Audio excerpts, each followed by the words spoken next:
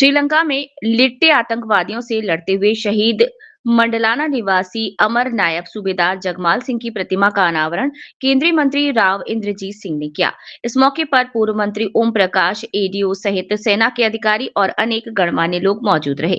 केंद्रीय मंत्री राव इंद्रजीत सिंह ने कहा कि नसीबपुर में अगले 3 माह में वार मेमोरियल का संग्रहालय बनेगा। हरियाणा में 1857 की क्रांति में अंबाला और नसीबपुर देश भर में प्रसिद्ध रहा है। उन्होंने कहा कि माजरा एम्स में किसानों की जमीन पर उनके एसीसीओ दिया गया, लेकिन दूसरे स्थानों पर किसानों की जमीन पर किसानों के लिए कोई विशेष कार्य नहीं हुआ। राव इंद्रजीत सिंह प्रतिमा अनावरण के बाद नसीबपुर स्थित शहीद स्मारक स्थल पर पहुंचकर शहीदों को श्रद्धांजलि अर्पित किए। इसके बाद नागल चौधरी के गांव में अपने कार्यकर्ताओं के घर मोरूड़ा पहुंचकर परिवार का हालचाल जाना। भव्य कार्यक्रम की पूर्ण मुंडलाना गांव में अमर शहीद नायब सूबेदार जगमाल सिंह की स्मृति में उनकी प्रतिमा के अनावरण को लेकर गांव सहित पूरे क्षेत्र में उत्साह और देशभक्ति का माहौल देखा गया। रागिनी कलाकार नरेंद्र बेनीवाल जी अपनी ओजस्वी प्रस्तुतियों के माध्यम से वीर रस और देशभक्ति की भावना को जन जन तक पहुंचाए। इसके अतिरिक्त कार्यक्रम में सेवानिवृत्त मेजर जनरल GH ग्रेवाल, सेवानिवृत्त मेजर जनरल AK धर तथा कर्नल महेंद्र सिंह आदि उपस्थित थे। चौधरी भूपेंद्र सिंह हुड्डा मुख्यमंत्री थे, कांग्रेस की सरकार थी। झज्जर के अंदर वो कॉलेज गया था, मुख्यमंत्री के हल्के में था। उस समय का डिफेंस मिनिस्टर उसका उद्घाटन कर गया था और ऐसे समय में राव साहब उस कॉलेज स्कूल को फिर उठा कर लाए। कई लोग ये नमूना है इलाके के मान सम्मान को बरकरार रखने का। और राव साहब इन्हीं बातों के लिए जनता आप में पूरा विश्वास रखती है। जब सेंट्रल यूनिवर्सिटी की बात आई तो तत्कालीन मुख्यमंत्री ने हमारे यहाँ के सभी विधायकों से लिखवा कर ले लिया। हमारे यहाँ के सारे विधायक, रिवाड़ी तक के विधायकों से लिखवा के ले लिया कि ये सेंट्रल यूनिवर्सिटी को रोहतक MD यूनिवर्सिटी को प्रमोट करके उसी को सेंट्रल यूनिवर्सिटी बना दिया जाए। एक राव इंद्रजीत सिंह थे, ये उस समय बतौर MP हमारा प्रतिनिधित्व कर रहे थे और इन्होंने उस चीज को रोका और सेंट्रल यूनिवर्सिटी जिला महेंद्रगढ़ में आई।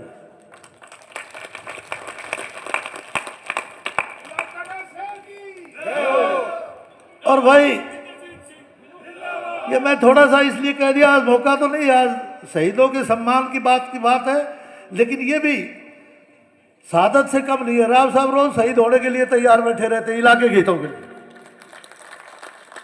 इसलिए मैंने जिक्र कर दिया। और ये भाई कल परसों एम्स वाला तो आपके सभी को याद है, एम्स के लिए कितनी लड़ाई हुई। खुद हमारे मुख्यमंत्री जी ने एक बार ऐसा बयान दे दिया था कि गलती से डिक्लेयर हो गया, उस समय के जो मुख्यमंत्री थे। लेकिन राव साहब ने कहा गलती से कैसे हो गया, हमने सोच समझ के करवाया है, सोच समझ के हुआ है और ये एम्स यही बढ़ेगा। और लंबी फिर इसके बाद राव साहब उसको बढ़वा कर ही रहे।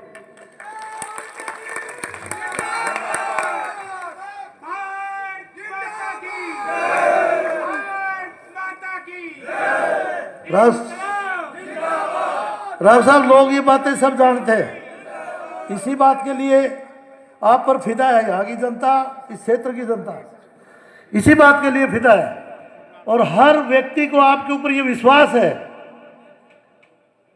मैं तो यहां तक देखा है कि कोई व्यक्ति आपको किसी कारण से वोट भी नहीं दे पाया ना, बहक गया, गलती कर गया या जो कुछ भी उसके मन में थी, लेकिन अगर उसको कोई ऐसी अड़चन आती है जो सरकारी स्तर पर हल होनी है तो वो ये विश्वास रखता है, हमें आकर कहते हैं कि देख ले तेरा से तो ठीक से नहीं मन राव साहब के जाना पड़ेगा।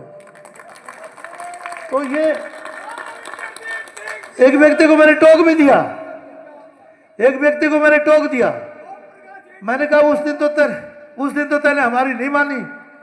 राव साहब जब वोट के लिए कह रहे थे, जब तो तू वोट कहीं और दे रहा था। अरे मैंने दोस्त दिखाया राव साहब की, राव साहब के जानो पड़ेगा। बोले राव साहब के तो हक से, राव साहब के तो करा ले, वो माफी मांगे, वो वोट नहीं दिया तो कोई बात को ना। तो ये इस प्रकार का राव साहब विश्वास आप पर रखता है यहाँ की जनता। मैं राव साहब ने मेरे को बात किया था पहले कि भाई आज समय बहुत कम है, मुझे वापस जाना है पार्लियामेंट में। तो मैं एक बार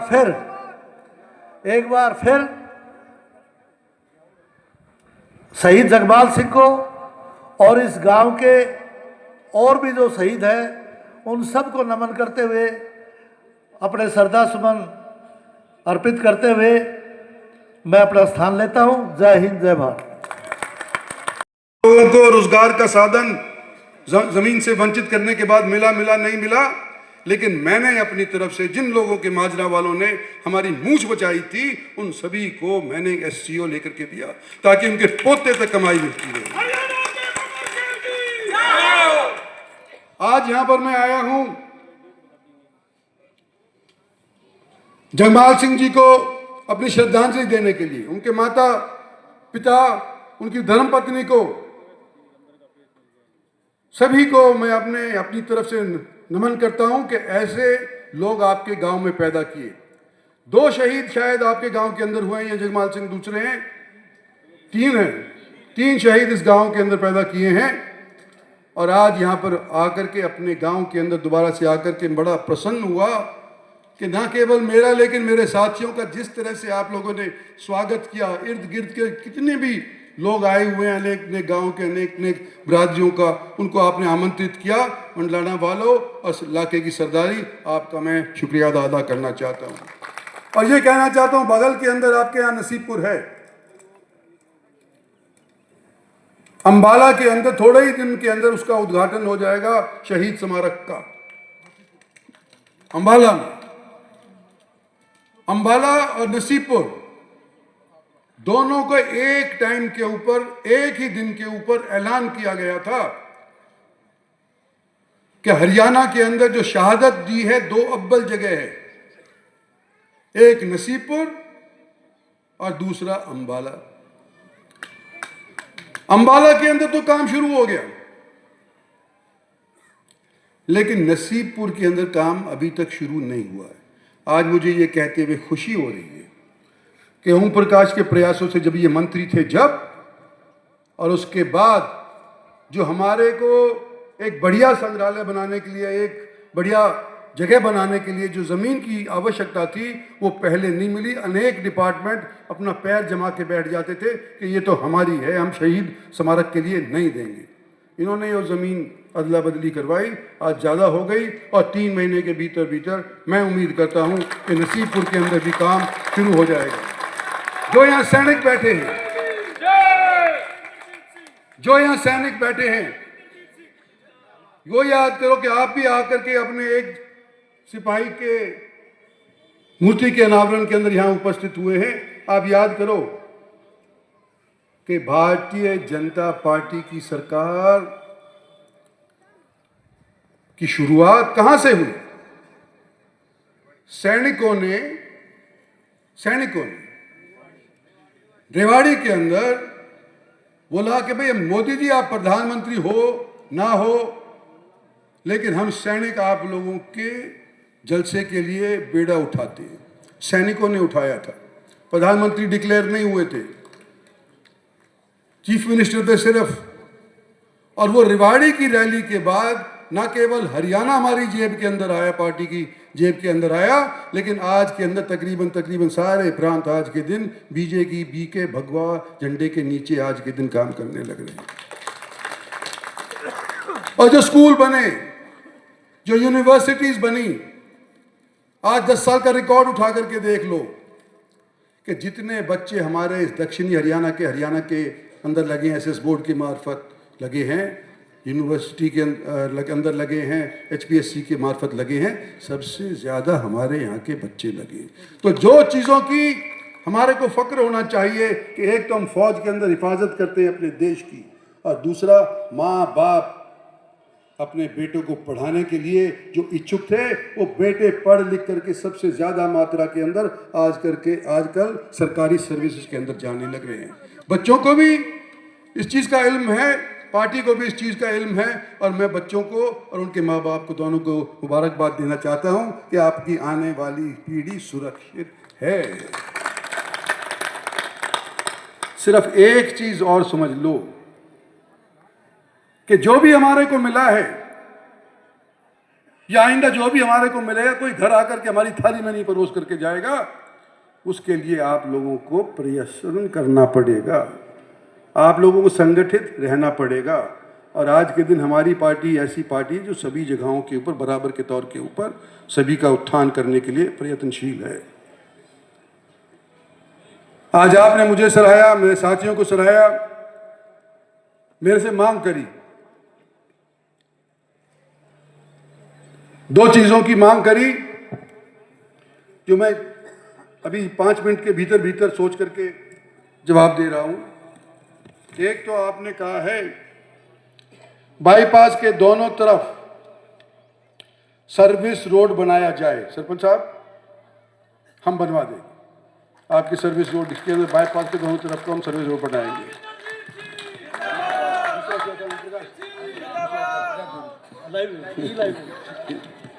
दूसरा जी, आपके एमएलए साहब ने भी कहा, इसके अंदर भी लिखा गया है कि बिल्डिंग बन गई है, लाइब्रेरी के लिए पैसा चाहिए, ई लाइब्रेरी के लिए। मैं अपनी तरफ से या मेरी बेटी की तरफ से 10 लाख रुपए आपके गांव को ई लाइब्रेरी के वास्ते दूंगा।